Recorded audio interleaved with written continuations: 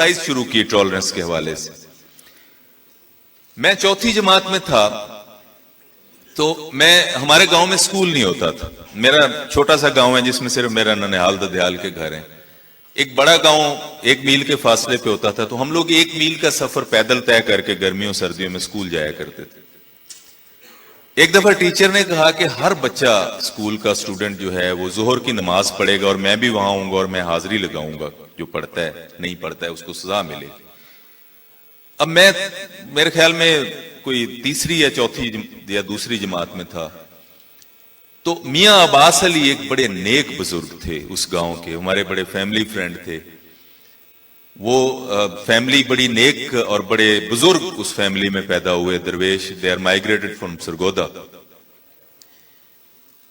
तो मियां अब्बास अली कोई 90 साल उसकी उम्र थी, ऐसे कमर झुकी हुई। तो वो जब हम लोग नमाज पढ़ते थे, हम सजदे में जाते थे, तो मियां अब्बास अली को बच्चों को सजदा करते हुए देख के शायद प्यार आता था, तो वो ऊपर से आके हमें ऐसे कंधे दबाते थे और हम पीठ पे ऐसे हमें हाथ रखते थे।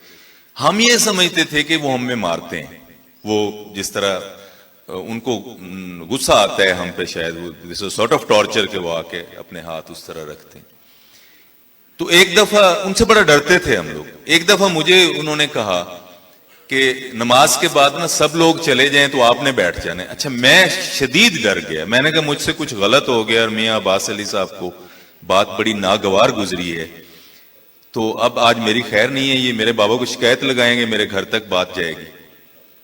जब सब चले गए मस्जिद में, मैं और मियां अब्बास अली रह गए। उन्होंने मुझे साथ बिठाया, प्यार किया। उन्होंने कहा तुम मेरे भाई के बेटे हो, मेरे बच्चे हो, बहुत प्यारे हो।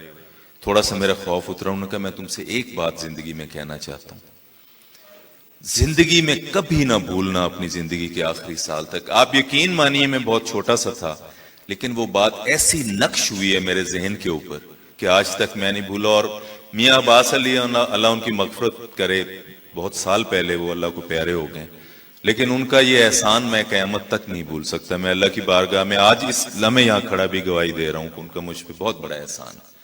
उन्होंने कहा जब जिंदगी में कोई शख्स तुम्हें कोई बात कहे ना जो तुम्हें बुरी लगे और तुम्हें उस पर इश्तियाल आए, तो उसका जवाब उस दिन ना देना, अगले दिन देना उसको जवाब।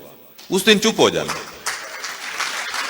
अच्छा, बात नहीं मुझे समझ आई, मैं बहुत छोटा था, दूसरी तीसरी का स्टूडेंट था, लेकिन बात मेरे जहन में रह गई। जब मैं थोड़ा शऊर की मंजिलों में पहुंचा, मुझे बात साथ साथ मेरे चलती रही, मुझे याद रही। आज भी जिस तरह याद है उस वक्त भी इसी तरह, कभी नहीं जिंदगी में भूला।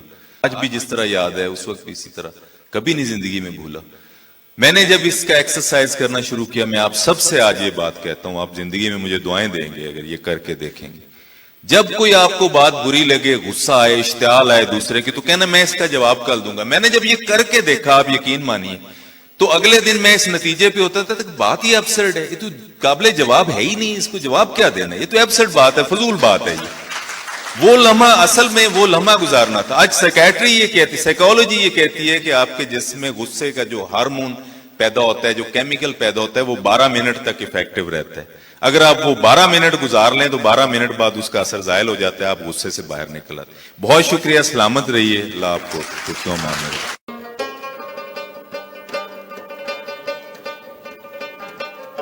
कि मैं आप सबसे आज ये बात कहता हूं, आप जिंदगी में मुझे दुआएं देंगे अगर ये करके देखें। जब कोई आपको बात बुरी लगे, गुस्सा आए, इश्तियाल आए दूसरे के, तो कहना मैं इसका जवाब कर दूंगा। मैंने जब ये करके देखा, आप यकीन मानिए, तो अगले दिन मैं इस नतीजे पे होता था, बात ही एब्सर्ड है, तो काबिले जवाब है ही नहीं, इसको जवाब क्या देना, ये तो एब्सर्ड बात है, फजूल बात है। वो लम्हा असल में वो लम्हा गुजारना है। आज साइकेट्री ये कहती, साइकोलॉजी ये कहती है कि आपके जिस्म में गुस्से का जो हार्मोन पैदा होता है, जो केमिकल पैदा होता है, वो 12 मिनट तक इफेक्टिव रहता है। अगर आप वो 12 मिनट गुजार लें तो 12 मिनट बाद उसका असर जाहिर हो जाता है, आप गुस्से से बाहर निकलें। बहुत शुक्रिया।